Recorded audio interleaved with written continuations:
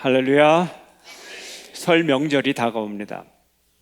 유대인들에게도 많은 명절이 있는데 중요한 3대 명절을 꼽으라면 유월절, 그리고 칠칠절, 초막절, 이렇게 세 명절을 꼽을 수가 있습니다.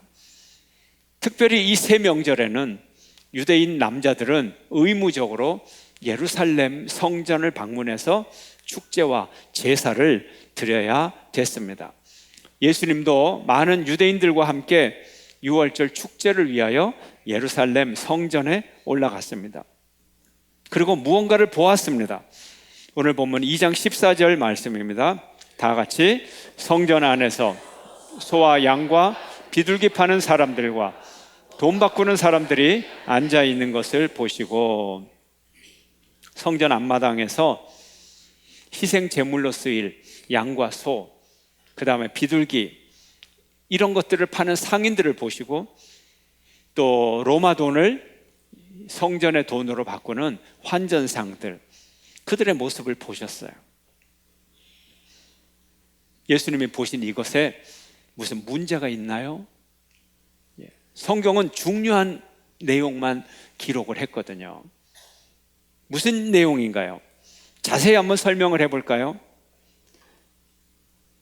유대 땅의 이스라엘의 성전은 크게 세 영역으로 나눌 수가 있습니다. 지성소, 성소, 그리고 마당입니다. 뜰이라고도 하고 마당, 세 분야로 나눕니다.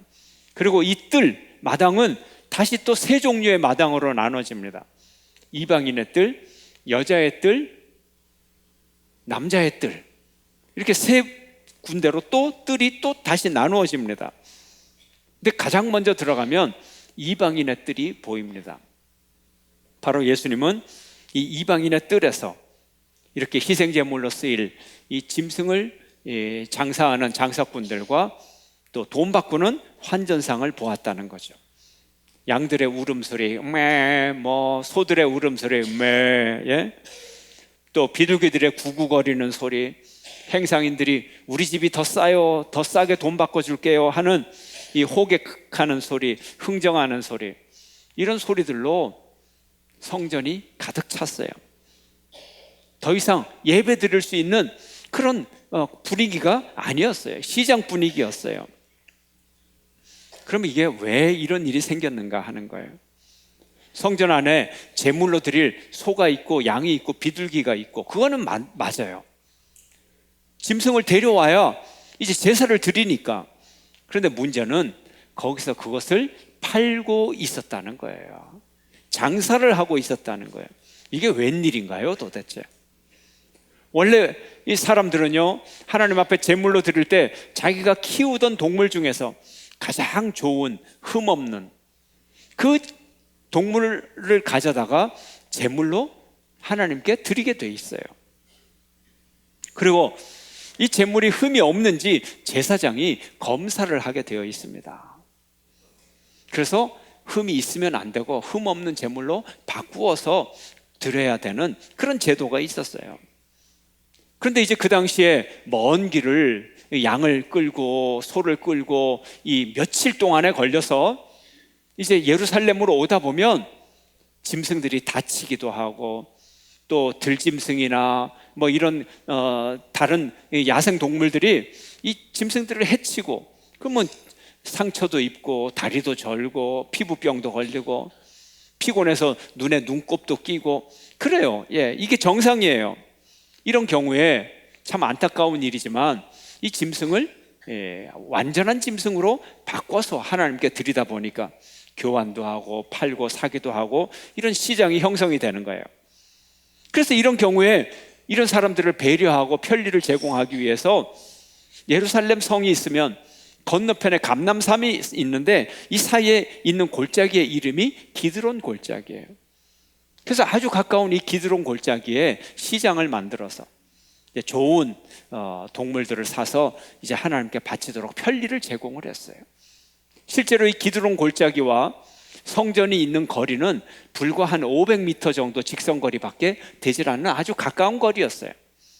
그런데 사람이 점점 더 편리한 것을 원해서 편리하고 편리하고 하다 보니까 이 시장을 기드론 골짜기가 아니라 이 시장을 성전 입구 이방인의 뜰에다가 아예 시장을 만들자, 이렇게 시장이 뜰 안까지 들어오게 되었던 것입니다. 그러면 동물 파는 사람들은 이해가 되는데 돈 바꾸는 사람들은 웬일이냐는 거예요. 예수님 당시에 사회에서 통용되던 화폐는 로마 화폐죠. 예를 들어 드라크마, 이게 로마 화폐입니다. 근데 외국의 화폐를 보면 여기에 황제의 얼굴이 써져 있고 또 뒷면을 보면 이 황제는 신이다, 이런 글이 써져 있는 거예요. 이런 황제의 얼굴과 황제를 신이라고 하는 이 돈을 성전에서 쓸 수가 없어요. 하나님이 왕인데, 하나님의 왕중왕인데. 그래서 이제 이 이방인의 황제가 얼굴이 있지 않는 그런 돈, 황제가 신이라고 글씨가 써져 있지 않은 그런 돈으로 바꿔서 성전 안에서는 통용되게 되었던 것입니다.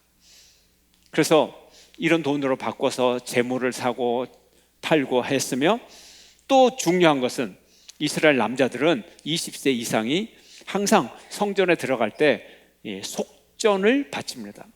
속전을 다른 말로 성전 세금이라고 붙일 수도 있어요. 왜냐하면 의무적으로 해야 되니까.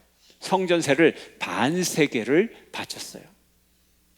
반세겔이 도대체 얼마나 되는 돈인가? 그 당시 4드라크마로 1세겔로 바꿨어요. 4대 1로 바꿨어요. 근데 1드라크마는 얼마냐면 넉넉한 하루 일당이에요. 아주 박한 하루 일당이 아니라 넉넉한 하루 일당이에요. 그 일당 받으면 하루를 살아가는데 넉넉한 금액입니다. 그런데 4대 1인데 반세겔이라고 했으니까 2드라크마가 되는 거예요. 이틀 월급이에요. 이틀 수당이에요. 이틀, 예. 일당이에요. 이틀의 일당. 오늘날로 따지면 넉넉하니까, 아주 박한 게 아니니까 30만 원, 50만 원 이쯤 되는 금액이에요. 예. 성인 1인당 이 돈을 내야 돼요. 그것도 성전에서 쓰이는 세겔로.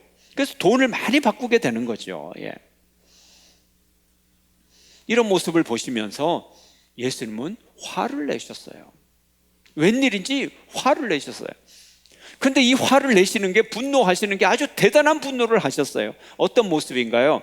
오늘 보면 15절 16절입니다.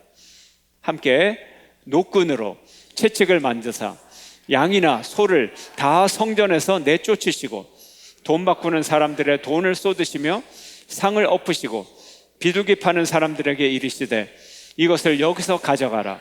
내 아버지의 집으로 장사하는 집을 만들지 말라 하시니, 예수님이 얼마나 크게 분노를 하셨는지 노끈으로 채찍을 만들어서 이 채찍을 막 흔드시면서 이 모든 이 노점상을 다 뒤집어 엎고 소와 양을 다 쫓아내고 그렇게 하셨어요. 근데 예수님이 이성을 잃을 정도로 분노하고 흥분하셨어요. 이 성전 안에, 이 성전 뜰 안에 수많은 장사꾼들과 제사장들과 수많은 사람들이 있었지만 예수님 한 분의 이 분노를 막지를 못했어요. 얼마나 예수님이 화가 나셔서 이 분노를 하셨는지. 왜 분노하셨을까요? 예수님의 분노의 원인은 무엇일까요? 첫째로 거룩의 상실이에요. 성전의 거룩함을 상실했기 때문에 그렇습니다. 성전이란 어떤 곳입니까? 사람이 하나님과 만나는 장소입니다. 거룩하신 하나님과 만나는 거룩한 장소가 성전입니다. 하나님께 거룩한 예배를 드리는 곳이에요. 만민이 기도하는 집이에요. 그런데 이제 이곳을 장사꾼들이 장사하는 소란스럽고 시끄러운 곳으로, 아주 지극히 세속적인 곳으로 바꾸어 놓았던 것입니다. 바로 여기에 예수님은 분노하셨던 것입니다.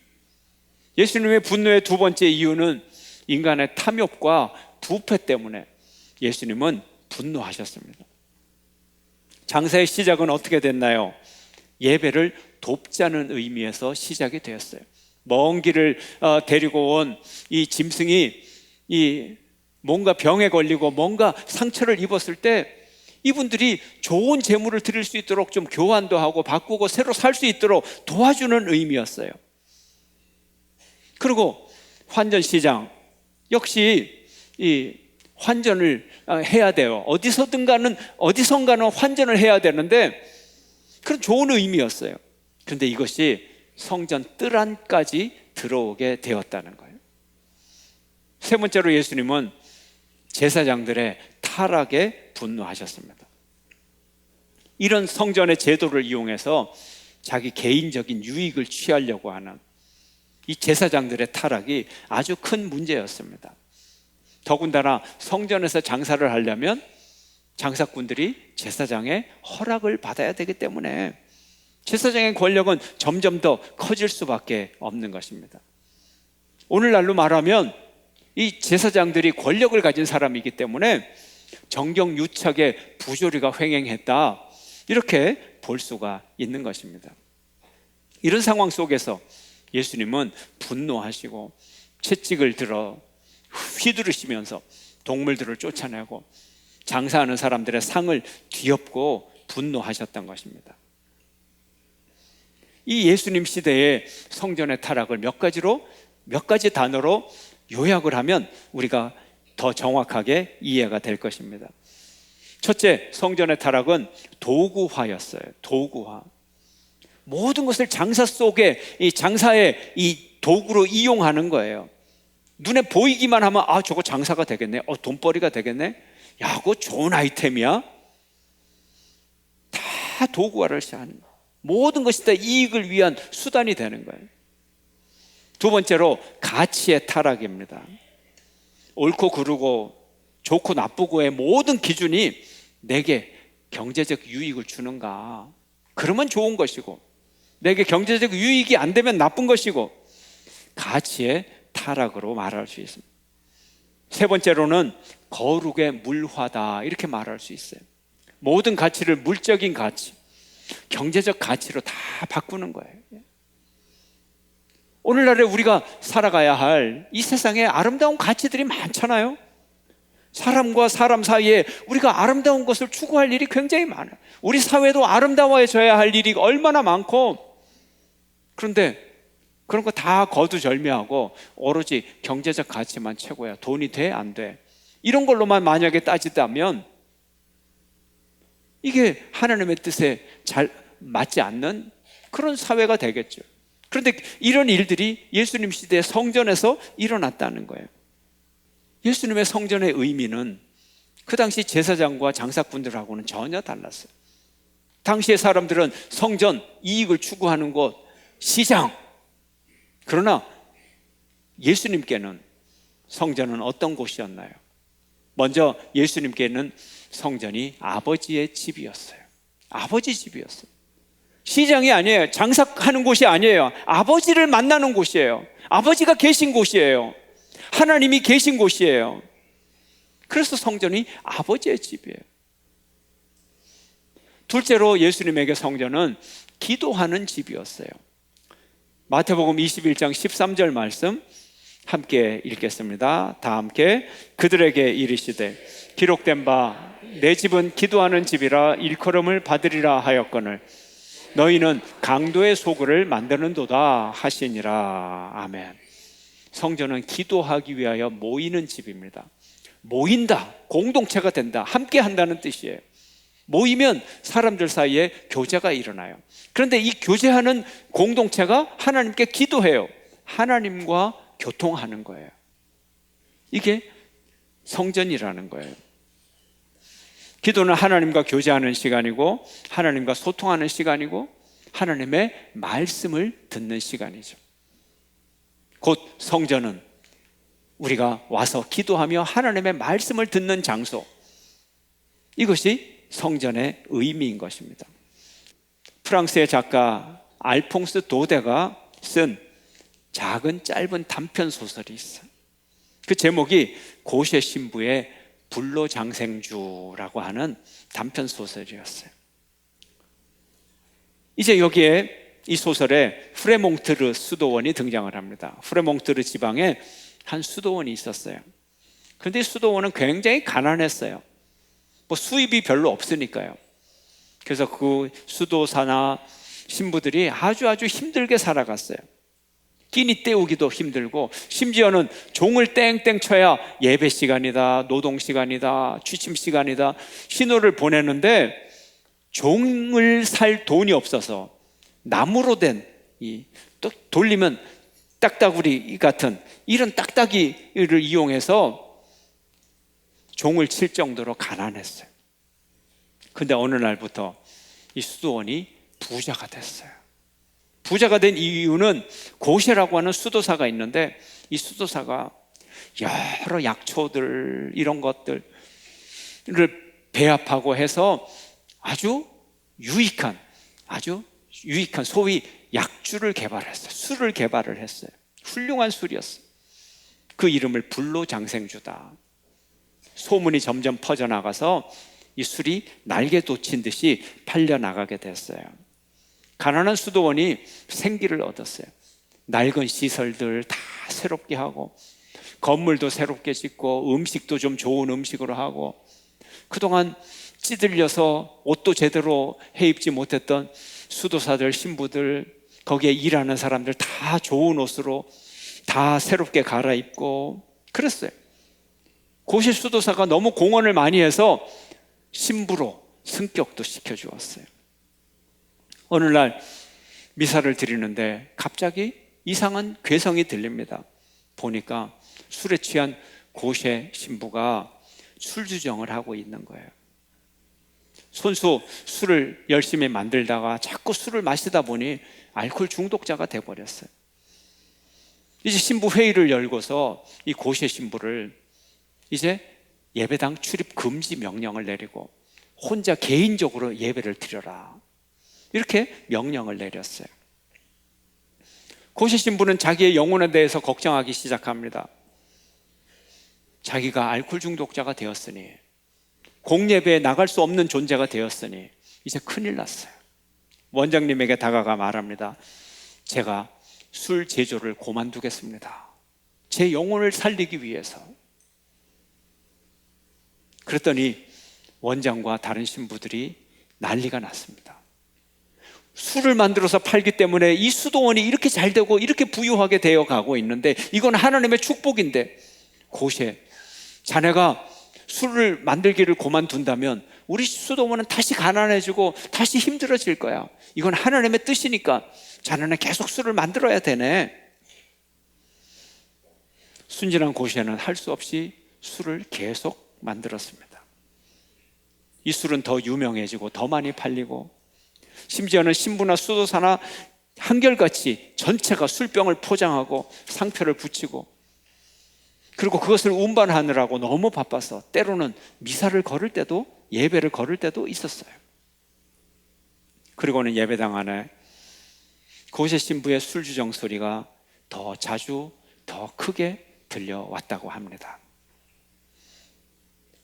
우리가 이 짧은 우화적인 단편 소설이지만 고시 신부나 프레몽트르 수도원을 보면 처음에는 순수한 동기에서 술을 제조하였지만 이제 돈의 맛을 알고 나니까 가난했던 시절, 순수했던 시절에 그 아름다운 순박한 기도, 하나님을 향한 헌신, 순결한 예배, 이런 것을 다 잃어버리게 된 거예요. 오로지 술을 팔아 돈을 벌고 더 부유해지고 편해지고 그렇게 되기를 원했던 거죠. 예수님 당시에 성전에서 보여지던 모습, 거룩해야 할 하나님의 성전이 장사꾼들의 소굴이 되는 그런 일들이 되지는 않나요? 그래서 예수님은 새로운 성전이 필요하다고 말합니다. 낡은 성전을 다 무너뜨리고 새로운 성전이 필요하다. 그 새로운 성전의 첫 번째 성전은 예수님의 부활의 능력 위에 세워질 성전이라고 말합니다. 예수님은 이 새로운 성전을 사흘 만에 짓겠다고 말씀하십니다. 오늘 본문 요한복음 2장 19절 말씀 같이 읽습니다. 다 같이. 예수께서 대답하여 이르시되 너희가 이 성전을 헐라 내가 사흘 동안에 일으키리라. 타락한 성전이 다 필요 없고 진짜 성전이 필요하다. 그 성전을 내가 사흘 만에 지으리라. 이 사흘 만에 짓는 이 성전은 무엇입니까? 예수님이 십자가에 달려 돌아가시고 사흘 만에 부활한 부활의 몸을 말하는 것입니다. 진정한 성전은 부활의 능력 위에 지어지는 성전이, 부활의 신앙 위에 지어지는 성전이 진정한 성전이라는 것이죠. 당시의 유대인들은 이 예수님의 말씀을 이해하지 못했습니다. 20절에 이렇게 대답합니다. 함께 읽습니다. 다 같이. 유대인들이 이르되 이 성전은 46년 동안의 지었거늘 내가 3일 동안에 일으키겠느냐 하더라. 지금 예수님이 이 성전 안에서 이 논쟁을 하고 있는데, 이 성전은 46년째 지어지고 있어요. 아직 완성이 되질 않았어요. 굉장한 성전입니다. 헤롯 대왕이 주전 20년에 착공을 시작했어요. 그리고 지금 주후 26년이에요. 46년이 되었어요. 아직도 완공을 못했어요. 그리고 이 성전은 주후 63년, 그러니까 착공한 지로 시작해서 84년 만에 84년 동안 건축을 하고 지어진 그런 성전이 되었어요. 그리고 규모에 있어서는 첫 번째 성전인 솔로몬 성전보다도 훨씬 큰 성전이었어요. 솔로몬 성전은 화려하기로 유명했지 면적은 좁았어요. 근데 이 헤롯 성전은 아주 큰 성전으로 확대하여 지금 46년째 짓고 있는 것입니다. 그런데 예수님은 사흘 만에 성전을 짓겠다고 말하는 거예요. 이걸 유대인들은 이해하지 못했던 것입니다. 그러나 부활의 능력 위에 세워진 성전만이 우리에게 참 성전임을 믿는 여러분 되시기를 축원합니다. 예수님이 짓는 두 번째 성전은 그리스도의 몸인 교회를 말하고 있습니다. 참 성전은 성도들의 육체적인 삶에서 이루어지는 성전, 바로 그 성전을 말하고 있는 것입니다. 예수님께서 죽고 부활하여 참 성전이 되셨듯이 우리 성도들도 십자가와 부활 신앙으로 살아갈 때 우리가 참 성전이 되는 것입니다. 하나님의 거룩한 거처가 될 수 있는 것입니다. 말씀이신 예수님이 우리에게 오면 우리가 참 성전이 됩니다. 말씀은 내 마음과 내 삶 속에서 아름다운 성전을 이루어 가고 계시는 것입니다. 말씀에 순종하고 그 말씀을 이루기 위해서 살아간다면 우리가 거룩한 성전이 되는 거죠. 우리의 교회는 건물이 문제가 아니라 우리의 살아가는 삶이 주님께서 기뻐하시는 아름다운 삶이 되어야 되고, 우리의 모든 공동체가 아름다운 하나님의 공동체가 되어야 되는 것입니다. 참된 삶의 성전인 우리들이 참된 삶의 성전인데, 우리들의 삶은 얼마나 탐욕과 욕심으로 가득 차 있습니까? 혹시라도 그렇게 되어 있지는 않습니까? 우리는 우리의 마음의 성전에서 욕망의 우상을 제거해야 되는 것입니다. 예수님은 말씀하십니다. 마태복음 5장 8절입니다. 다 같이. 마음이 청결한 자는 복이 있나니 그들이 하나님을 볼 것이며. 우리 마음이 깨끗해서 하나님을 볼 수 있어요. 우리 마음속에 있는 장사꾼들을 치우고 우리 마음속에 있는 우상을 다 치우고 하나님을 바라볼 때 우린 참된 성전을 이루어갈 수 있는 것입니다. 참된 성전은 하나님의 소유된 삶을 회복하는 것입니다. 참된 성전은 항상 기도하는 삶을 회복하는 것입니다. 욕망에 빼앗겼던 우리의 삶을 다시 되찾는 여러분이 되시기를 축원합니다. 말씀으로 충만해서 하나님의 소유가 된 거룩한 백성으로 살아가는 저와 여러분이 되시기를 주의 이름으로 축원합니다.